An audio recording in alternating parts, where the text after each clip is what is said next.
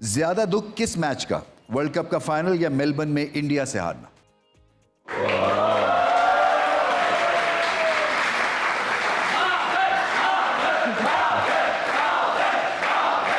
ये बहुत ही historic picture है वैसे बाब, इसमें कोई शक नहीं है क्योंकि इतने कंपैरिजन होते हैं आपके या उनके आपसे, आपके उनसे।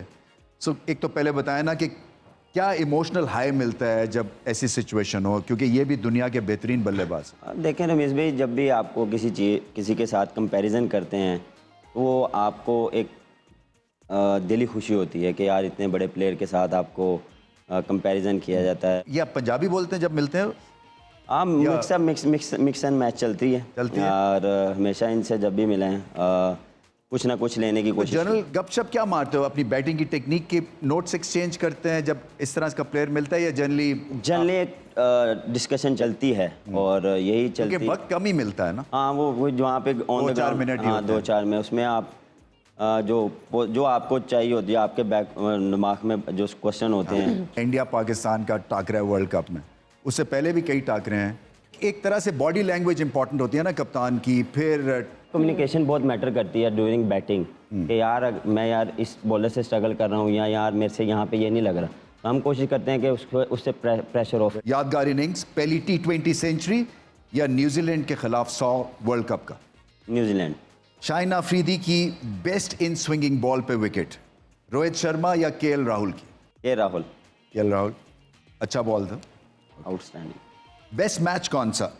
एशिया कप में इंडिया को हराना, कराची में ऑस्ट्रेलिया के साथ टेस्ट मैच ड्रॉ करना? मुश्किल। वर्ल्ड कप में इंडिया को, एशिया कप वाली। Asia cup. ठीक है। ज्यादा दुख किस मैच का, वर्ल्ड कप का फाइनल या मेलबर्न में इंडिया से हारना? फाइनल। फाइनल हारना।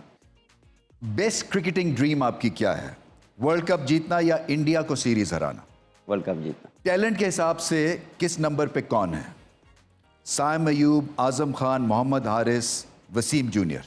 सैम, हारिस, आजम, वसीम जूनियर। किस प्लेयर के साथ अच्छी ओपनिंग कर सकते हैं, हारिस रऊफ या हसन अली?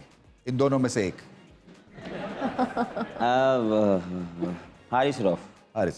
हारिस रऊफ या शाहीन अफरीदी? शाहीन। ओके। शाहीन अफरीदी या उसामा मीर? मैं शाहीन के साथ ही जाऊंगा, लेफ्टी है ना। ठीक है। शाहीन अफरीदी या मोहम्मद नवाज? मोहम्मद नवाज। ओके। मोहम्मद नवाज या सलमान अली आगा? मोहम्मद नवाज। ओके। मोहम्मद नवाज या शादाब खान? शादाब। ओके। शादाब या इफ्तिखार अहमद? शादाब। शादाब या फ़खर जमान? फ़खर जमान। ओके। फ़खर जमान या इमामुल हक? फ़खर जमान। फ़खर जमान या मोहम्मद रिजवान?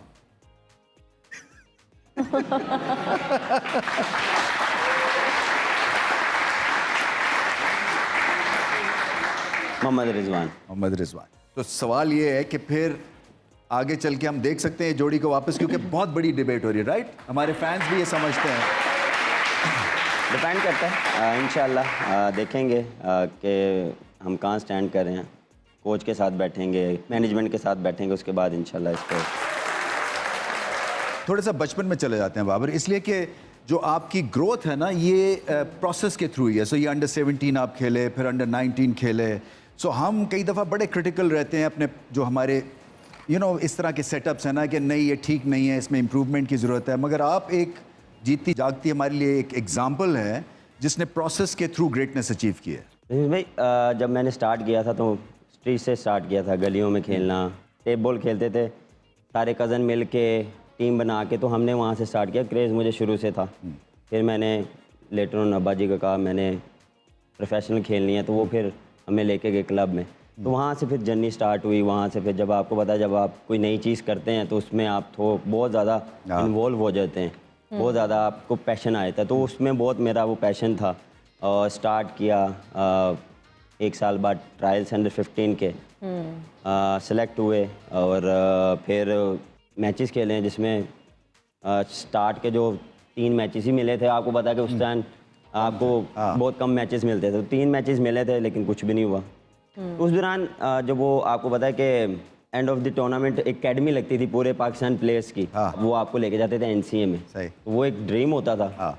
वहाँ पे जाना और स्टेडियम में जाना एक यंग प्लेयर का एक ड्रीम होता था, तो वो मेरा था, एक ड्रीम था। तो आपको पता है जिसमें आपने तीन मैचों में आपने अगर 35 किया हो या 40 किया हो, 35 किया हो, तो वो तो आपको नहीं कंसिडर करेंगे। सही बात है। तो फिर स्कोर करने की आदत वहाँ से पड़ी। जो रन्स की जो भूख थी वो मुझे शुरू से डेवलप करवाई गई थी। मेरे स्कूल के जो वो कोच थे मामा जी, आपको पता मैं ही, जानता हूँ। तो वो मुझे एक हमेशा बात कहते थे कि यार जब भी आप ओपन जाओ या किसी भी नंबर पे जाओ, पहली बॉल खेलो और आखिरी बॉल खेल के आओ। वहाँ से फिर मुझे वो आदत पड़ी, वो फिर मैंने वो चीज़ मुझे याद रही। तो मैं कोशिश करता था कि जितना मैं अंदर हूँ वो मेरे लिए अच्छा है। फिर उसी हिसाब से प्रैक्टिस करनी, नए बॉल के साथ, पुराने बॉल के साथ। फिर डेथ का तो उतना पता नहीं होता, लेकिन उस दौरान सिर्फ ये था कि बस 50 ओवर खेलने हैं, 35 या 40 ओवरों का गेम होता था। तो ये वो करना है। जो सबसे अमेजिंग चीज़ है ना बाबर आजम की, क्योंकि मैंने तो इनसे बहुत ज़्यादा मीटिंग्स की हुई हैं, हम कप्तान थे जब, तो ये एक मैच्योरिटी लेवल और है फॉर अ यंग किड। 28-29 साल की उम्र है, ये बहुत मैच्योर्ड है और डिसिप्लिन्ड है। तो ये दो चीज़ें जो है ना इनसे सीखने वाली हैं कि ब्लिंकर्स ऑन करके मेहनत से आप फिर ऊपर जाते हैं। Exactly. और फिर ये कि नीयतें साफ होनी चाहिए, ये भी बड़ा इंपॉर्टेंट है कि आप अच्छे इंसान हो अंदर से। ऐसे ही। ये सारी चीज़ें जो है ना फिर आपको चैंपियन बनाती हैं। बिल्कुल।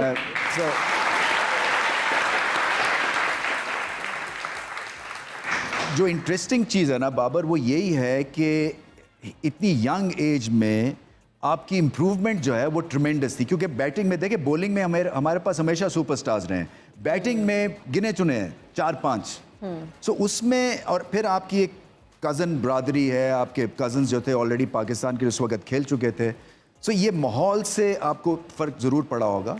बट मैं ये समझना चाहता हूँ कि ये जो प्रोसेस था आपका, उसमें डिसिप्लिन, हार्ड वर्क और फिर गेम की समझ, और कब आपको सेल्फ क्रिटिकल, सेल्फ एनालिसिस, ये सब अगर आप डालते हैं तो ये फिर ही प्रोग्रेस होता है ना। तो आप समझते हैं कि 8-9 जगहों के ऊपर आप फाइट कर रहे थे।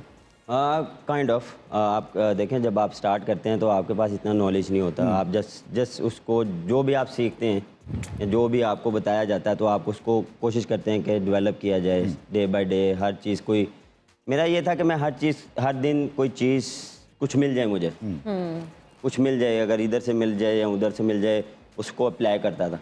शुरू से भी डिविलियर्स का फ़ैन रहा हूँ और अभी भी हूँ। सारी तरफ खेलता था। मैं उसको स्टाइल को कॉपी करता था। तो वो मैं जब भी देखता था जाके प्रैक्टिस में वही चीज़ करना, शॉट्स ट्राई करना, तो वो चीज़ जो है वो मैं शुरू में जब भी जाता था तो वो मैं अप्लाई करता था। अच्छा, अक्सर ये कहा जाता है कि कुछ पाने के लिए कुछ खोना भी पड़ता है, और हम जब आपके बारे में सारा कुछ देख रहे थे, रिसर्च कर रहे थे, तो आई एम श्योर आपने भी बहुत सारे ऐसे फैमिली के इवेंट्स होंगे जो आप अटेंड नहीं कर पाए होंगे। तो अपने मकसद को हासिल करने के लिए आपने क्या खोया? खोया तो काफ़ी कुछ था। भाई की शादी जी थी। नहीं गए? नहीं, मेहंदी पे I वो think। मेहंदी से ही मैं एयरपोर्ट पे गया हूँ, मेहंदी लेके गए हैं, वहीं से सीधा फिर एयरपोर्ट, वहाँ से न्यूजीलैंड। ये अपनी शादी पे ये ना करना है। मैं पता नहीं खुद होता कि नहीं।